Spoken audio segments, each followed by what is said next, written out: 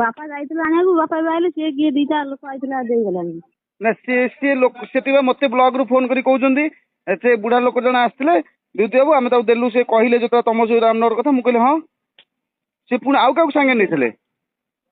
ନା ସେ ଯୋଉ କିଏ ଏଇ ରାମନଗର ଲୋକ କିଏ ହେଲା, ବାପା ହରିଆଙ୍କର ଆମ ମୁଁ ଚିହ୍ନିନି ସେପଟରେ, ସେ ଆସିଥିଲେ ମତେ ଫୋନ କଲେ, କହିଲେ ଓଟିପି ନେଲେ, ସେ ନମ୍ବର ଓଟିପି ଆଇଥିଲା, ଓଟିପି ଟା ଦିଅ ଆଉ ସେ ଇଏ ନେବେ ଚେୟାର ଟା, ମୁଁ ସବୁ ଓଟିପି ଦେଲି। ତାପରେ ବାପା ପରେ ବୋଧେ ପଳେଇ ଆଇଲେ, ସେଠି ବୋଧେ ନଥିଲେ ବୋଧେ କଣ, ମତେ ଫୋନ କଲେ, କହିଲେ ଆଉ ତମ ରାମନଗର କୋଉଠି? ମୁଁ କହିଲି ରାମଚନ୍ଦ୍ରୀ ପାଖରେ।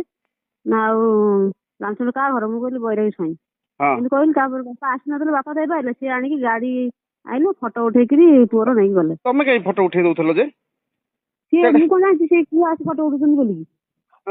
ସେ ତ ବୋଉ ହେରିକା କହିଲେ ଫଟୋ ଉଠେଇ ଦିଏ ପୁଅକୁ ଆଣ, ବୋଉ ହେରିକା ପୁଅକୁ ଉଠେଇଛନ୍ତି, ମୁଁ ଆଇଲା ତାପରେ ଫଟୋ ଉଠେଇକିରି ନେଇକି ଗଲେ ହେଲା। ମୁଁ ଜାଣିଛି ତମକୁ, ସେପଟ ଲୋକ କିଏ ଆଇଥିବେ ନା, ଆଉ ଆମକୁ ନା ସିଏ କିଏ ଯାଇନାହାନ୍ତି, ସିଏ କାହିଁ ଯିବେ କିଏ? ଓହୋ, ମୁଁ ତ ତମେ ତାଙ୍କୁ କିଛି କହିନା? ତମେ ତାଙ୍କୁ କିଛି କହିନା?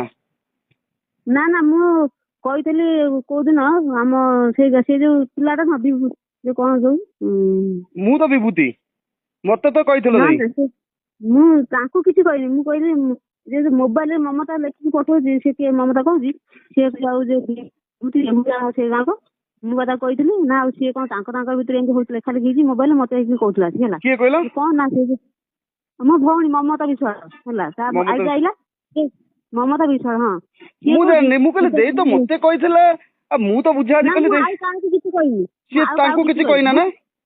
ନା ମୁଁ କିଛି କାହାକୁ କହିନି। ଆରେ ମୁଁ କହିଲି ଦେଇ ତ ମତେ କହିଥିଲା, ପୁଣି ତାଙ୍କୁ କେତେବେଳେ କହିଲା, ସିଏ କେତେବେଳେ ବିଧାୟକକୁ କହିଲେ, ବିଧାୟକ କୋଉନ ତାକୁ କହିଲା। ନା ନା, ଏଟା ଶୁଧୁ ଇଏ ହେଲା, ଏ ଯୋଉ ପାର୍ଟି ପଲିସି କରୁଥିଲି, ଏଇଟା କିଛି ନୁହଁ। ମୁଁ ତ କହିଥିଲି ତତେ, ତାଙ୍କୁ କାହିଁ କହିବି? କାହାକୁ କିଛି କହିବି? ମିଛରେ ସେମାନେ ସବୁ ଫଟୋ ଛାଡୁଛନ୍ତି ନା, ଫଟୋ ଉଠେଇ ଦେଇକି ସବୁଆଡେ ଛାଡୁଛନ୍ତି, ଆମେ କରେଇଦେଲୁ। ମୁଁ କଣ ଜାଣିଛି, ସେ ମୁଁ କହୁଛି ବୋଧେ, ମୁଁ କହିଲି ତୁ ବୋଧେ ପଠେଇଛି ବୋଧେ ତାଙ୍କ ଫଟୋ ଉଠେଇକି, ସେଇ ପିଲା ବୋଧେ କି କଣ, ମୁଁ କେମିତି ଜାଣିବି ହେଲା।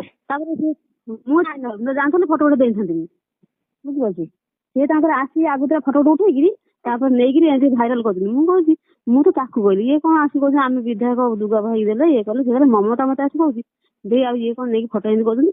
ମୁଁ କହିଲି ସିଏ ତ କିଛି କରିପାରୁନାହାନ୍ତି, ତାଟିଆ କାମୁଛନ୍ତି ଆଉ ଦି ଜଣ ତାଟିଆ କାମୁଛନ୍ତି ଆଉ। ନା ହଉ, ସେ ଏଇଆ ବୋଧେ ହେଇଛି କଥା। ହଉ, ସେ କଥା ହେଲା ଏଇଆ ହେଲା। ମୁଁ ତ କହିଥିଲି, ମୁଁ ଆଉ କଣ କହିବି? ହଉ ହଉ ହଉ ହଉ, ରାଜୁତି କରୁଛନ୍ତି ନେଇକି କଥାଟାକୁ, ଆଉ ଗୋଟେ ଦେଇଛନ୍ତି ତ।